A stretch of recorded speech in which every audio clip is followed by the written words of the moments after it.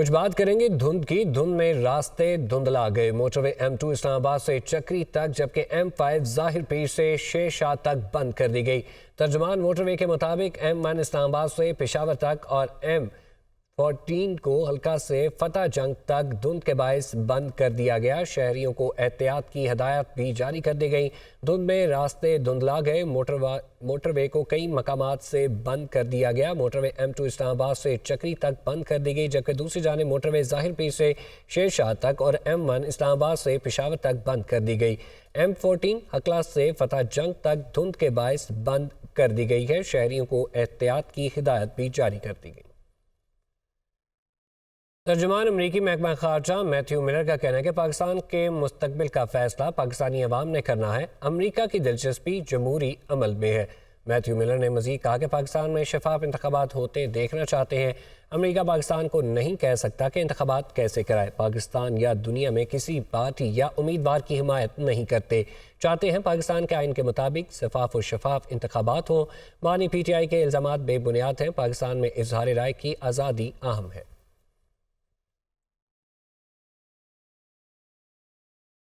کسی کو تاحیات نااہل کرنا اسلام کے خلاف ہے۔ اگر کوئی شخص گناہ سے توبہ کر لے تو معافی مل سکتی ہے۔ تاحیات نااہلی کیس میں چیف جسٹس قاضی فائز عیسیٰ کے ریمارکس عدالتی معاونین نے بھرپور دلائل دیے۔ وکیل نے معاملے پر عدالتی دائرہ اختیار پر سوال بھی اٹھا دیا۔ سماعت کی مزید تفصیلات اس رپورٹ میں۔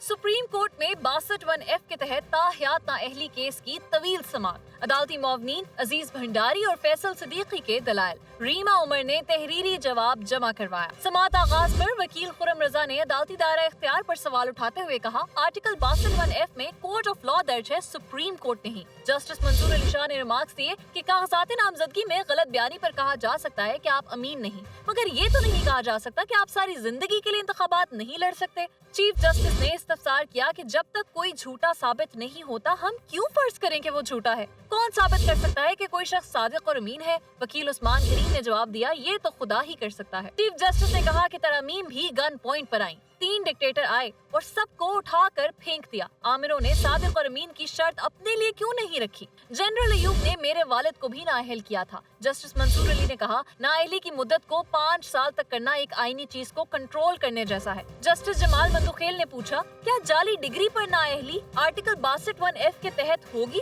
عدالتی معاون فیصل صدیقی نے کہا، آرٹیکل 62(1)F میں ڈکلیریشن دینے کا کوئی طریقہ کار نہیں دیا گیا۔ سپریم کورٹ کو تاحیات نااہلی کا فیصلہ واپس لینا ہوگا۔ جسٹس منصور علی شاہ نے کہا، کیا ایسا نہیں ہو سکتا کہ سپریم کورٹ یہ معاملہ پارلیمنٹ پر ہی چھوڑ دے؟ چیف جسٹس نے کہا، کسی کو تاحیات نااہل کرنا اسلام کے خلاف ہے۔ اگر کوئی شخص گناہ سے توبہ کر لے تو معافی مل سکتی ہے۔ معاونین کے دلائل مکمل ہونے کے بعد سماعت ملتوی کر دی گئی۔ اسلام آباد ہائی کورٹ نے نیب سزا یافتہ کے لیے 10 سالہ نااہلی کی مدت بحال کر دی۔ ڈویژن بینچ نے سنگل بینچ کا 5 سال کی سزا کا فیصلہ معطل کرتے ہوئے اس پر حکم امتناع جاری کر دیا۔ اسلام آباد سے رپورٹ۔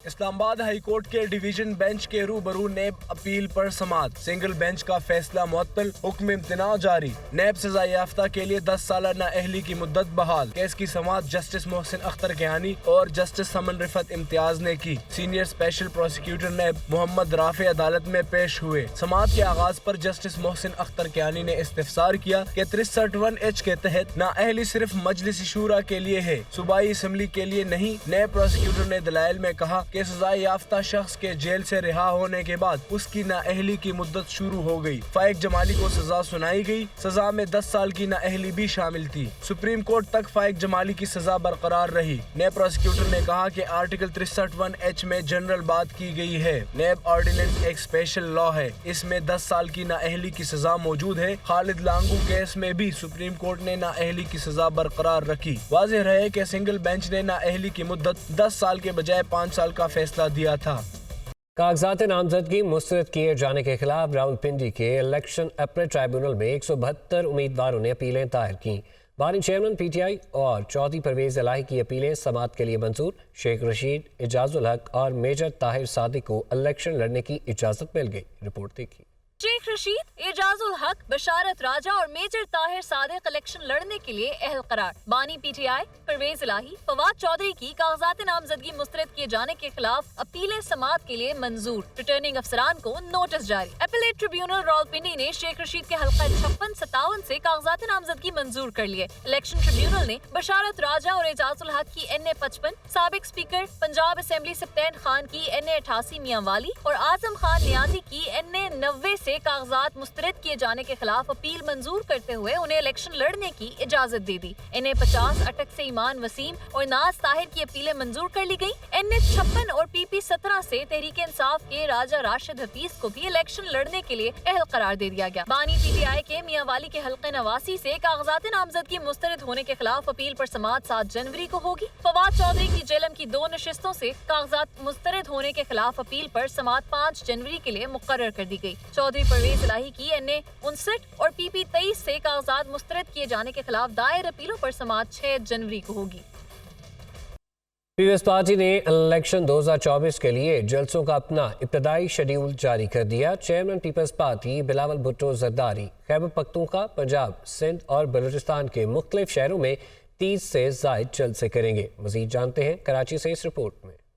इलेक्शन 2024 पीपल्स पार्टी का इब्तदाई शेड्यूल जारी। पीपल्स पार्टी की जानिब से मुल्क भर के मुख्तलिफ शहरों में 30 से ज़ायद जलसे किए जाएंगे। चेयरमैन बिलावल भुट्टो जरदारी 10 जनवरी को सवाबी में जलसे से आगाज करेंगे। उसके बाद फैसलाबाद, लिया, बहावलपुर और नसीराबाद बलूचिस्तान में अवामी ताकत का मुजाहरा करेंगे। पंजाब और बलूचिस्तान के शहरों के बाद सिंध में मैदान सजेगा। 15 जनवरी को लाड़काना में इंतखाबी मुहिम के लिए जाएंगे। चेयरमैन बिलावल भुट्टो जरदारी 28 जनवरी को रावलपिंडी और उसके बाद जिला करम, डेरा इस्माइल खान, मालाकंड और खुशदार में जलसे करेंगे। चेयरमैन पीपल्स पार्टी मीरपुर खास और हैदराबाद के बाद 5 फरवरी को मुल्क के सबसे बड़े शहर कराची में पंडाल सजाएंगे। वो 6 फरवरी को लाड़काना जाएंगे जहाँ इंतखाबी मुहिम का इख्तितामी जलसा होगा। पाकिस्तान मुस्लिम नून की आम इंतखाबात में टिकटों की तकसीम का मामला। सरदार अयाज सादिक, राना मशहूद और मियां मरगूब अहमद कौमी असम्बली की टिकटों से महरूम।